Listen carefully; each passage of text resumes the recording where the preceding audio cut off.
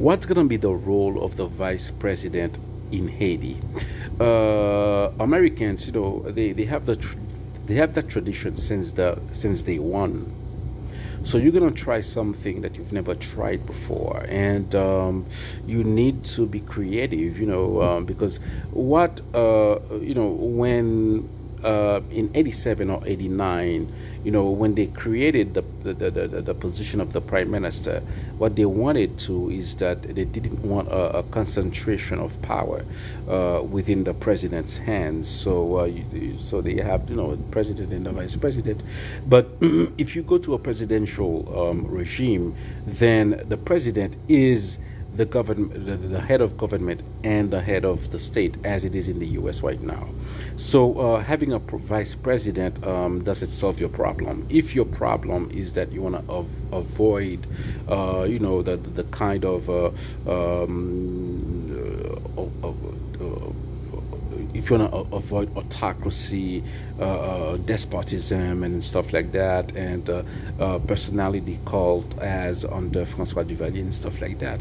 If that's what you want to avoid, then the draft as it is right now, with a strong president who's head of government and head of the state is a disaster.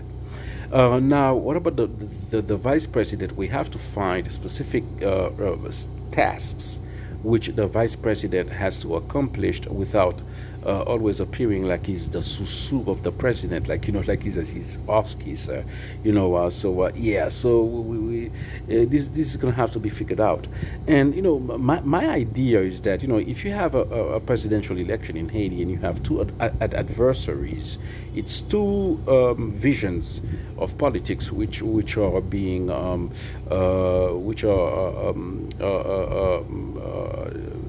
vying for supremacy, and the one that wins ought to be the president ought to be truly the president. But the vice president, who's the vice president? Somebody from his party.